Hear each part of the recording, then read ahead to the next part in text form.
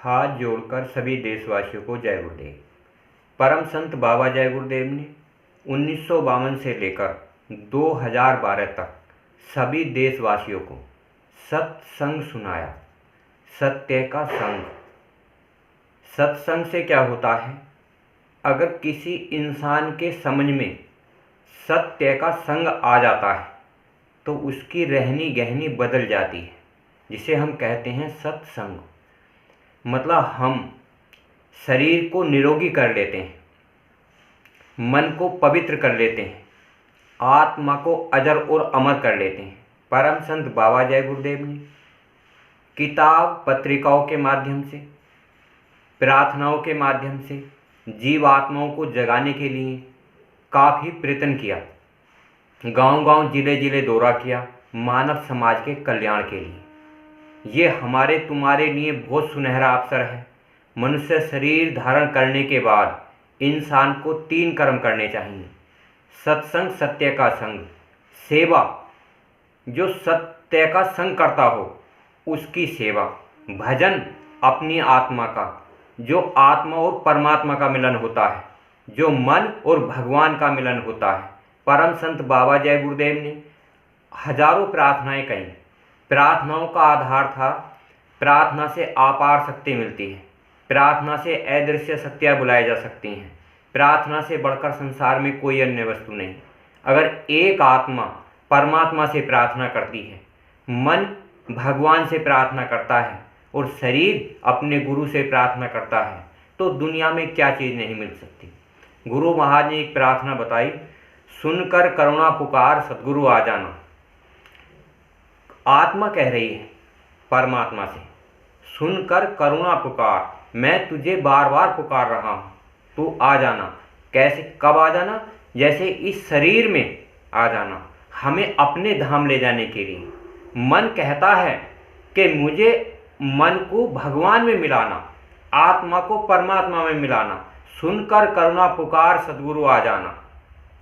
करो जन जन का उद्धार सद्गुरु आ जाना। जन जन मतलब जो भी इंसान है इस दुनिया में अच्छे और बुरे कर्मों में फंसे हुए हैं, उन्हें निकालकर अपना रूप दिखाना।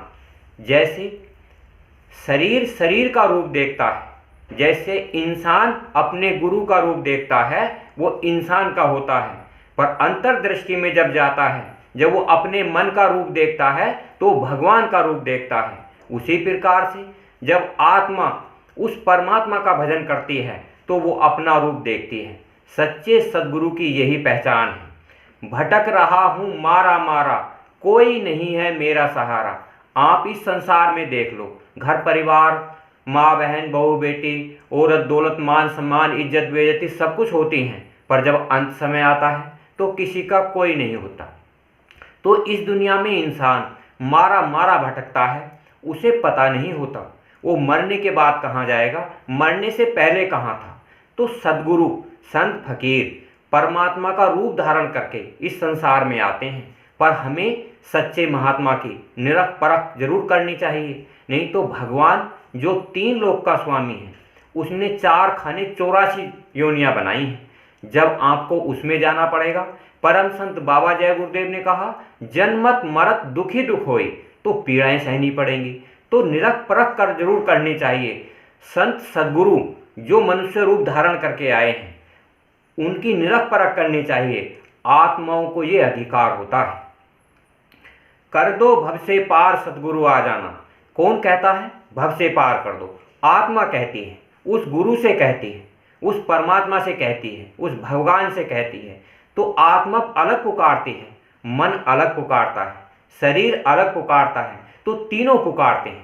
एक ही शरीर में तीनों विराजमान रहते हैं, पुकारने का तरीका अलग अलग होता है। जैसे शरीर आवाज से प्रार्थना करता है, मन अंतर्दृष्टि से सुमरन करता है और आत्मा अंतरलोक से अंतर के लोकों में भ्रमण करती है। तो तरीका तीनों का पुकारने का अलग अलग होता है, पर एक ही शरीर में तीनों रहते हैं, जैसे इंसान, भगवान और परमात्मा। तो शब्द रूप जो होता है अंड खंड ब्रह्मांडों का मालिक होता है, जिसे कुल हम प्रभु कहते हैं। बीच भंवर में फंसी है नैया, बीच भंवर में फंसी है नैया, कोई नहीं है पार लगैया। हमारी ये नैया मतलब हमारी जो जीवन धारा है, हमारो जो जीवन है ये बीच में फंसा है, ना तो ये स्वर्ग में है और ना ही ये नर्क में है, यहाँ ये बीच में है। ये नैया डोल रही है, जैसे भंवर में फंस जाती है, समुद्र में चली जाती है तो किनारा नहीं मिलता। तो हमें ये पता नहीं चलता इस दुनिया में हम आए क्यों और आए कहाँ से और जाएंगे कहाँ। तो ये हम भगवान के कर्मों के अनुसार, जैसे काम क्रोध लोभ मोह अहंकार रजोगुण तमोगुण होते हैं, तो इसमें हमारी नैया भंवर में फंसी है। तो ना आत्मा जो होती है उसे पता नहीं, जैसे मरने के बाद शरीर से आत्मा निकल जाती है, मन निकल जाता है, शरीर नश्वर है, खत्म हो जाता है। तो ये नैया भंवर में फंसी है।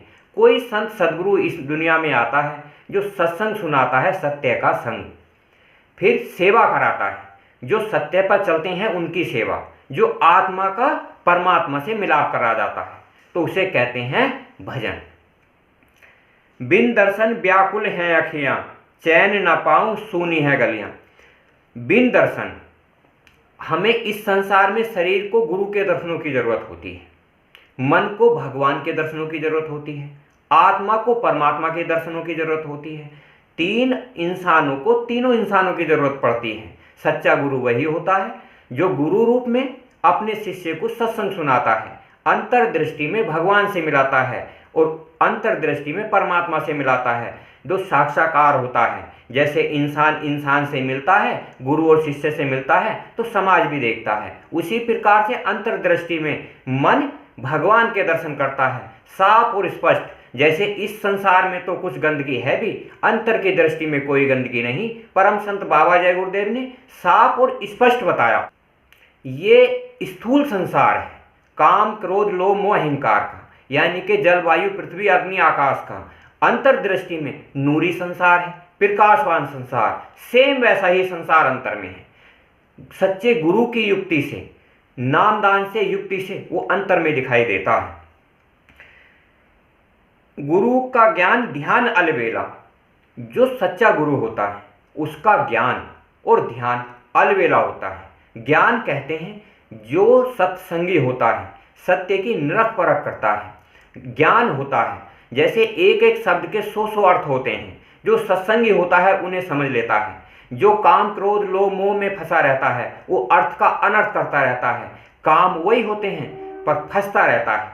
जैसे इस दुनिया में इंसान काम क्रोध लोभ में फंस जाता है, गुरु कहते हैं तुम काम क्रोध लोभ मोह अहंकार से अपना काम चला लो, पर इसमें फंसो मत, क्योंकि जब से सृष्टि बनी है और जब तक इसका अंत होता है, काम क्रोध लोभ मोह अहंकार रजोगुण तमोगुण सतोगुण में इंसान फंसा रहता है।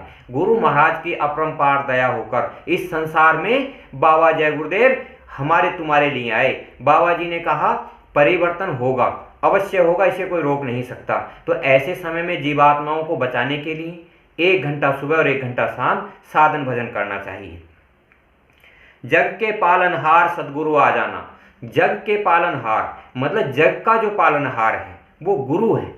गुरु किसे कहते हैं? गु माने अंधकार, रू माने प्रकाश, जो हमारी आत्मा में है। इस संसार से, इन आंखों से हम संसार को देखते हैं, पर अंतर्दृष्टि में जब दिव्य दृष्टि खुलती है तो परमात्मा का संसार भी देखते हैं। तो अंधकार भी है और प्रकाश भी है। इस दुनिया में हमें दिखाई सुना ही नहीं देता। जैसे हमें पता नहीं है हमारी आत्मा कहाँ जाएगी कहाँ आएगी, इसका मतलब हम अंधकार में हैं।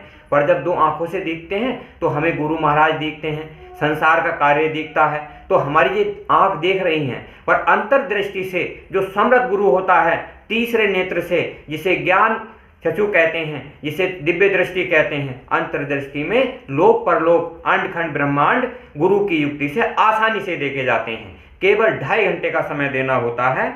बाबा जी ने कहा दास अनुदास, यानी कि जो दास होता है, जो दास नहीं भी होता है, शरण में तेरी, मतलब अच्छे बुरे इंसान सब गुरु की शरण में जाकर कामी क्रोधी लालची सब पवित्र होने लगते हैं।